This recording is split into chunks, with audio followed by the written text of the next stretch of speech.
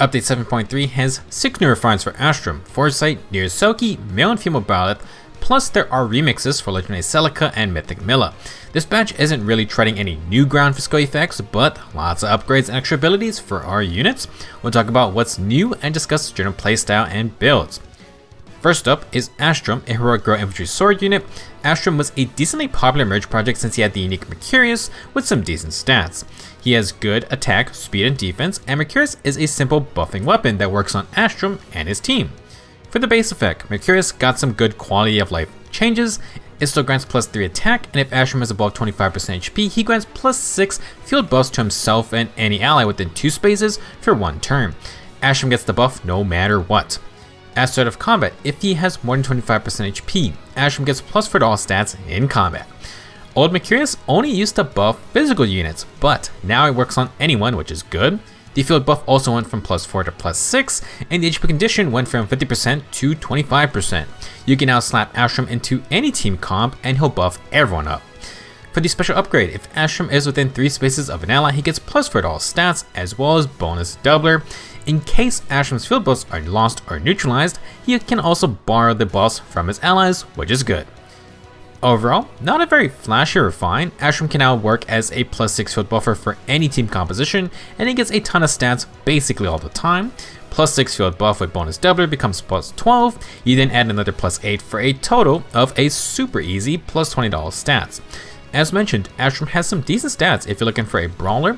Plus 22 as attack, speed, and defense will be very respectable, and even plus 22 as lower base res can let him tank a hit he couldn't before. That being said, just stats isn't really good enough in a lot of cases. No cooldown perks, no damage reduction effects, no follow-up effects, etc. This is an okay refine that is extremely simple to use, but I would have liked to see at least one non-stat based perk. In terms of playstyle and builds, generally nothing has changed if you've been adding newer skills to Astram. He literally just got more stats for personal combat, so you really want to bring in effects that change combat, such as no follow-up. Thanks to Lumera, you can get no follow-up in the B slot, and for a unit like Astram who can pump up his speed to respectable levels, you probably get the most value out of it. For a very basic build, bonus doubling the seal slot just adds another plus 6 to all stats. If Astram's buffs are neutralized, he can make up some of the stats via allies, but you're still going to lose out a lot of stats, especially with the bonus doubler seal. If Astram's buffs stay intact though, he can use ideal A skills fine even after losing HP. Otherwise, it's becoming very hard to just not run finish 4 A skills. They provide so much, and Astram can charge up, especially with things like Breath Sacred Seals or Heavy Blade. For fun, you can go with Distant Counter, and any dodge B skills can work. Damage reduction would be good to add to Astram's ability list. Guard is another good ability, and Guard 4 provides guard plus damage reduction if you want to be annoying. If you just want to punch the foe's stats, low B skills are classic. Now since Mercurius is part support weapon, what can Astram add on for his team? Infantry no follow is a great idea for fast infantry teams. Console control is becoming more and more common, maybe running with a bulwark B skill if you really want to cut down enemy mobility. For buffs, you can't really outdo plus 6 field buffs to all stats, so in combat drives and spurs are Astram's options. Joint drives will give Astram stats as well if you care about his own combat. For debuffs, while Rue's B skills would be nice, you won't be able to use them since Mercurius already applies field buffs. That kind of leaves us with things like Panic Ploy, Sudden Panic, or Chill B skills. The tier 3 dual chills aren't that bad. If you want, Astram has okay base HP to try and make things like Infantry Pulse work. If you want to go for like odd or even Pulse Tie, you're probably going to need double HP boosters. In general, Astram has lots of build options due to workable stats, but the lack of other combat perks in his refine means he has to pick and choose from a lot of good effects. There are a ton of things that can work on him I didn't mention, such as Unity, Surges, or Tempo, but then you may not have no follow-up or damage reduction. Plus $20 stats is good, but when the enemy can match those stats, Astram's combat will be at disadvantage. He can still be serviceable, but he sacrifices personal combat for those easy plus 6 team buffs. Our next refine goes to Forsyth, a Lance armored unit. He's a very typical slow armor with lots of attack, defense, and res, and his soul lance only further improves those stats. This lance grants plus 3 res, and every time Forsyth hits the enemy, he heals 14 HP. If he has more than 25% HP, he inflicts minus 5 attack and defense on the foe, and reduces deep wounds in combat by 50%. Okay, so Soul Lance's healing got improved to 14 HP from 10. It now inflicts attack and defense debuffs, making Forsyth even tankier, plus he will partially counter deep wounds / fatal smoke. Soul Lance will heal 7 HP on hit if you encounter those effects. Now for the special refined upgrade, if Forsyth is within 3 spaces of an ally, inflict -5 attack defense on the foe cannot make a follow-up attack, and if Forsyth started combat with more than half health, he gets 30% DR for 1 hit. Very simple refined, and it's just more survivability. So in total, Soul Lance inflicts -10 attack and defense on the foe, Forsyth gets 30% DR for 1 hit, and he will heal 14 HP every counter attack. He also soft counters deep wounds. The 14 HP healing on hit is going to be disgusting, since a follow-up brings that up to 28 extra HP the foe has to get through again. Forsyth has damage reduction for 1 hit as well, so he can heal back up nicely, and his damage isn't too bad either. You don't need the most complicated refine when you have min-maxed armor stats and prime fighter B skills. Forsyth would do fine with just about anything he was running previously, and he's just tankier with the refine. He isn't the most complex unit, but 14 HP healing on hit is very valuable when you're using Savior multiple times. The guy also just is very tanky in the first place. His base kit has Defense Res Bond 3, and you could upgrade to the tier 4 if you want. Otherwise, there are many options to pair with various armor B skills. Generally speaking, we want a quicker post skill to get a follow-up attack. Ludwig has Vengeful Fighter as a heroic rail unit now, and Forsyth has Bold Fighter by default if you want to do something fun with Armor March or Assault Troop. If you still have the Holland Agencia Ephemera, Sturdy Stance 3 and Slick Fighter are fantastic. You really just want to pair an A skill and B skill that don't overlap. For example, Close Defense 4 with Slick Fighter will neutralize enemy field boss and neutralize Forsyth's debuffs. Sturdy Stance 3 with Wily Fighter neutralizes the foe's field boss while Forsyth gets guard. Pick your poison and add your save skill of choice. Generally speaking, Forsyth can do fine with damage specials, but he can't counter with instant bonfires. You will need Special Fighter or Breath Sacred Seals to get to Ignis or Glaciers, but Soul Lance will keep Forsyth alive while he's healing. Despite no accelerated specials, I do think he can still run Hardy Fighter. 14 HP can make up for running Escutcheon or Sacred Cowl compared to Pavis and Aegis. The only thing is that Forsyth either won't get Breath type cooldown or a follow-up attack, depending on what you use in the Sacred Seal slot. Ideally, you want both somehow. An additional benefit while using Hardy Fighter is that the foe will now need offense and no follow-up to double. If they don't bring that, they probably aren't killing Forsyth. An interesting topic is Special Fighter 4's own anti-deep wounds healing effect. This is the first time you can stack this effect, and with Soul Lance, I'm guessing it's multiplicative, which means a special proc will reduce deep wounds by 75%. I'm not sure if you need Special Fighter Force extra healing, but it does mean Forsyth will have a hilarious amount of sustain if he doesn't die. On the topic, we did recently add another semi-healing support in someone like Saline. She can give Forsyth 7 HP after combat, plus 7 HP every new turn. That would be damn annoying to face. Overall, Soul Lance got a decent refine and plays into Forsyth's very bulky armor playstyle. It doesn't do everything, but there are so many armor skills to mix and match, plus powerhouses like Hardier Special Fighter do just as fine as well. In case Deep Wounds and or Fatal Smoke usage rises up, Forsyth will have a partial counter to protect his sustain. Moving along, we have Nir's Selkie, a blue beast cavalry unit. Like her regular form, she's specialized on speed and res, which is not common at all for beast units.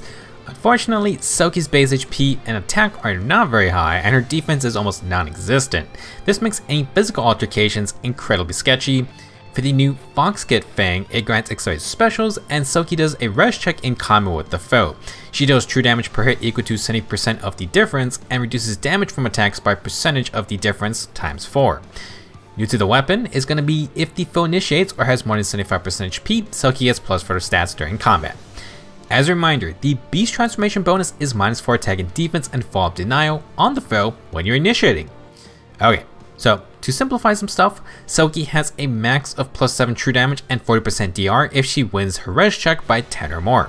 The DR part is exactly like Dragon Wall, which Selkie very much needs versus any physical damage.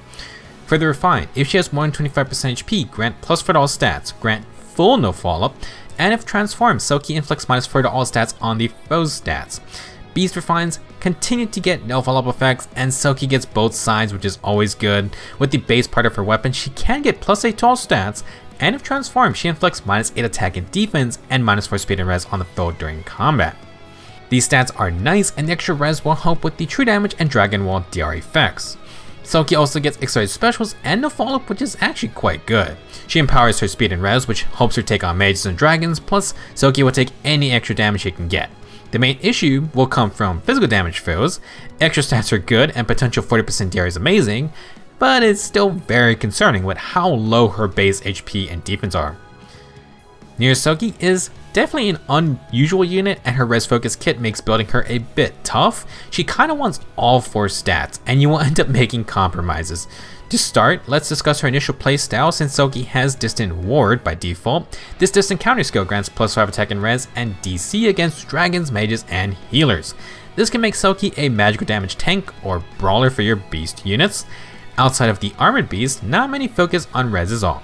If you want to tank better, you can take B skills like Lulls, Guard 4 for extra damage reduction, and Mystic Boost 4 can counter healers. Selkie can run C skills like Speed Smoke 4 for extra stats plus more DR, and she's able to counter with instant moonbows.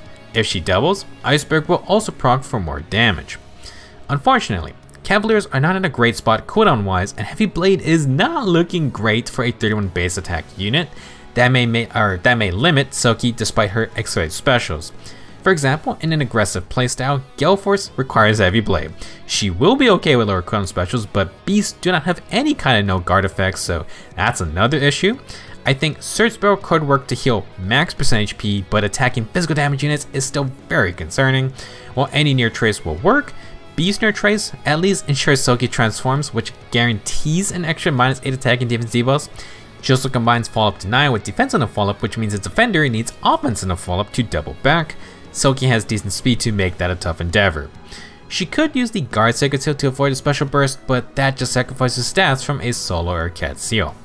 Generally speaking, Selkie probably requires very high investment to make her low base stat weakness up.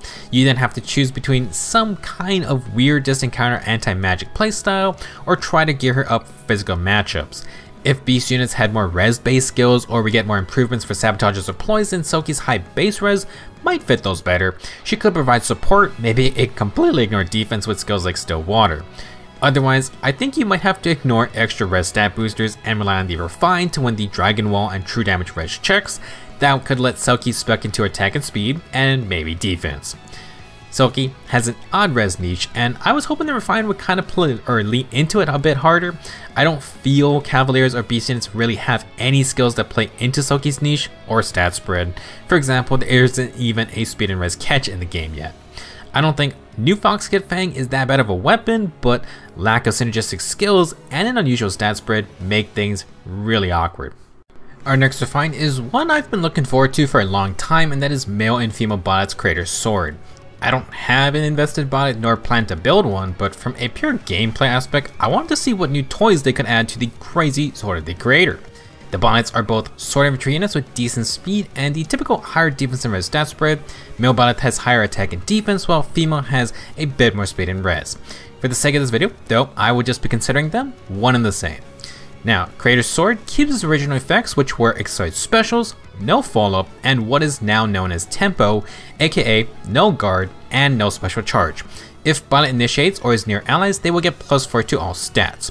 Back in the day, Creator's Sword was very cool. It completely countered the very annoying armor B skills, and we did not get the tempo term until what, 2 years later? No guard is not that uncommon on strong attackers, but no special charge still isn't that commonplace, I would say. For Byleth, having both no follow-up and tempo really frees up their skill options. Now for the Refine, if they have 125% HP, grant another +4 to all stats and reduce the first hit by 30%. If their special triggers neutralize non-special DR effects, do note this does not apply to area effect specials. This is not a bad Refine, but personally I was really hoping for something like unique. Altogether though, Byleth adds +8 to all stats, 30% DR for one hit, and can pierce damage reduction when there's special triggers, similar to Special Spiral 4 or Young Innis. Byleth isn't a stat monster like Astram, but Creator's Sword has so many effects built in. No follow-up completely messes with slower units, accelerated specials plus tempo is fantastic, and this leads into the DR piercing ability when special is triggered. Since Creator's Sword really shut down every armor B skill back then, I was kinda low-key hoping it would counter Hardy Fighter. Alas, not even the Ashen Demon can cut through defensive specials. Still, thanks to tempo. Byleth will mess with Hardy Fighter recharging, and it's very possible for Byleth to double proc his special, which ignores DR on the second hit as well. Perhaps this can still cut down those annoying armor units. The Byleths are going to be extremely fun units to invest in, and they work well with the modern meta skills. Most want to use Byleth to inherit Ruptured Sky, but they can easily run Vital Astra now, and thanks to Times Pulse 4, they can recharge Vital Astra to keep the damage reduction up. Dodge for B skills are very strong for any speed related builds, and you'll be triple stacking damage reduction with the Refine and as a primed Vital Astra. Finish off the build with a Finish for A skill, which grants easy +7 stats, as well as +5 true damage when your special is charged, and Byleth even gets the heal on hit. Thanks to Creator's Sword having no follow-up in tempo, Byleth can comfortably run this build. They can double proc Vital Astra if the enemy hits back, and both of those procs ignore damage reduction skills. They have triple DR stacking with 30% from the Refine, 30% from Vital Astra, and 50% from Dodge 4 skills. This totals to 75% DR for the first hit. Bringing back the Hardy Fighter example, while the first Vital Astra proc will get neutered, thanks to tempo, Byleth will both A, recharge Vital Astra when they get hit back, and B, ensure Pavis does not recharge for the armor unit. If Byleth had guard, the armor couldn't even recharge a 1 cooldown Escutcheon. Now, assuming Byleth doubles, their second Vital Astra still negates damage reduction skills, so armors like Formortis with that nasty 80% DR for follow-up attacks cannot stop Dash and Demon. Byleth may not ignore defensive specials completely, but this is still a pretty good plan of action compared to most units. I wouldn't say it's a confirmed easy kill, but being able to mess with follow-up attacks and cooldown reduction can mess with the armor units. Moving on, while Byleth isn't the most insane unit stat-wise, you can have lots of fun just with all the effects on the Creator's Sword. Male Byleth starts with Distant Counter, and both Byleths can run various DC builds if you want. Technically, they don't need Times Pulse to return fire with Ruptured Sky or Vital Astra, but Vital Astra does want to be ready for extra dodge DR. You could just go with something like Speed Smoke 4, Attack and Speed Oath 4, or Attack and Speed Menace if that's what you got. With Breath Sacred Seals, you can very quickly charge Aether in 2 actions thanks to no guard. You can also charge Godlike Reflexes in 1 action if you want to survive and be annoying. Godlike Reflexes is fine, but Byleth won't pierce DR without an offensive special. Seems kinda like a bit of a waste unless you already have it inherited. On the topic of annoyance, Creator's Sword could be fun with some interesting combinations. Guard 4 gives DR with Guard. Guard plus no special charge completely stops enemy specials from charging. The only counter to this is for the enemy to bring no guard. If you run the DC build and healers start to rise up this year, No C Disrupt could be run, although I would hope for a stronger tier 4 version. Maybe Sothis was ahead of the game. In the C slot, Pulse Smoke can mess with specials and Fatal Smoke can curb healing. These two skills could also get tier 4 versions. Forsyth might be foreshadowing something because frankly, healing is starting to get a bit too crazy and it's not even coming from the healers themselves. Overall, Creator's Sword may not be on Lucia's level of no fun allowed, but this thing has a lot of anti-fun abilities that have stayed relevant. No follow-up, tempo, and now DR Piercing is a great skill set for the future. This is a nice contrast to the pure stat-heavy Refine from Astram. Moving on to the remixes, we start with Mythic Mila. She's a light Mythic colorless infantry dragon that boosts defense and is very support focused, even coming with an Aether Raid specific perk. Stat-wise, Mila has no speed, so she can stack high defense and res. Flat defense is very important to her kit. Nurturing Breath did get some buffs. It grants +3 flat defense, and Mila now gets extra stats in combat equal to the number of allies within 7 rows and 7 columns centered around her ×2. This maxes out at +6 total stats for 3 nearby allies. Mila's support domain extends 3 spaces above, below, left and right of her. Basically, it's a gigantic box. In this domain, Mila also grants allies +4 total stats. Nurturing Breath has doubled its drive buffs, which is good, and it gives Mila some stats in case she does need to fight. For the Refine, Mila gets a flat +4 total stats, and everyone in her domain, including Mila herself, will get a low attack effect. Neutralize the foe's attack field buffs. Very good Refine for Mila because it doubles down on her support power. A low attack effect for her team with +4 total stats is nice for anyone, and Mila adds +4 flat stats for herself. With her in-combat stats, she can get an extra +10 to everything, but it's the flat stats that we care about. Specifically, Nurturing Breath now grants +7 flat defense. This is important for Mila's Turnwheel Plus, which is labeled Mila's Turnwheel 2 in-game. For whatever reason, the legendary remix skills get 2 added to their name, while Mythic remixes get a plus.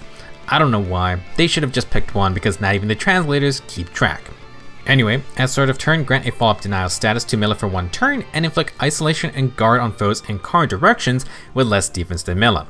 In Aether Raid's light seasons, Mila also grants 1 extra turn, which is actually pretty nice.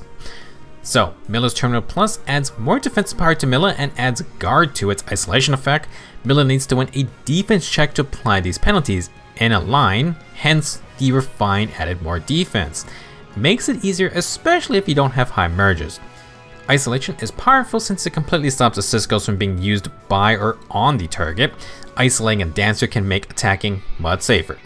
This is why Dancer Eldigan is popular, since he can match Mila's high flat defense. Now with the remix, in case you don't need isolation for whatever reason, Mila also applies guard on the foe. That can help keep special line attackers in check, and that's good with her new low attack effect as well. Overall, definitely not a combative refine slash remix. Mila is doubling down on her superior support. In terms of Aether Raids, Mila basically has one main build, and that's to stack flat defense with Fortress Defense and Res, or just Fortress Defense. We do not need her to fight ideally, and she has Sabotage Attack in her kit, which can help debuff as well. If you don't want to do res checks, the newish tier 3 dual chills are solid. They always hit someone and they spread it in an area as well. A chill attack in speed 3 would be pretty good to pair for further team tanking. Now unfortunately, as a light mythic, Mila has to face Emblem. Emblem inflicts Diffuse status, which completely negates Mila's +4 drive buff and the new low attack effect. Can't really do anything about that besides just not being in Emblem's 3-column range. Moving on, Mila's new remix skill is Dragon Wall 3. She has Bracing Stance 3 and the A slot for maximum tanking, but again, most players opt Fortress Defense to stack flat defense for the Turnwheel. Bracing Stance 3 and Dragon Wall are good for surviving, but you still don't really want Mila to fight, at least for Aether Raids. Now, if you want to have fun or you don't need full defense for the Turnwheel, Mila could run the Dragon B skills. Dragon's Ire 4 can give her some player phase power, but obviously don't expect it to kill everything. You could run Dragon's Wrath for some DR with extra burst, and the distant counter seal for dragons is fun as always. Going back to some support skills, Bulwark could be interesting. Maybe the Super Obstruct can save your team. You could do a Rally plus Ruse combo. Mila has Guard from the Turnwheel, but Ruse will give you a choice. Sadly, Mila can't run Contour Control without losing her Turnwheel. You are free to stack any kind of buff from the Sacred Seal slot though. Generally, Mila will continue her supportive playstyle. She has better stat buffs, a low attack effect, and guard to pair with isolation. If your defense checks have been super close in Aether Raids, maybe the extra +4 from this refine will give Mila the edge. Last up for today is Legendary Celica, a green infantry mage. This Celica is a very offensive unit, and her new skills add a ton of firepower. She also solves one of her biggest issues since her release. Saintly Seraphim grants +3 speed, and as Celica initiates or is within 2 spaces of an ally, she gets +5 attack and speed and deals true damage equal to 25% of the foe's res stat. This includes every fixed specials and ignores reductions to res when you're using specials such as Moonbow. Celica keeps her ult effect and adds +5 attack and speed. Like Legendary Alm, she will cut through high res units like butter. Now for the refine. At start of turn, if unit is within 2 spaces of an ally, grant a breath type cooldown status to Celica, and she gets the effects of Time's Pulse. If Celica is within 3 spaces of an ally, she gets +5 attack and speed during combat. Very solid refine. Celica gets 2 nice cooldown perks in Time's Pulse and extra cooldown charge for every action. She may not accelerate specials, but this keeps Celica in a position for a special proc at least on her second hit. Along with all the cooldowns, Saintly Seraphim grants an extra +10 attack and speed and its powerful 25% res base true damage.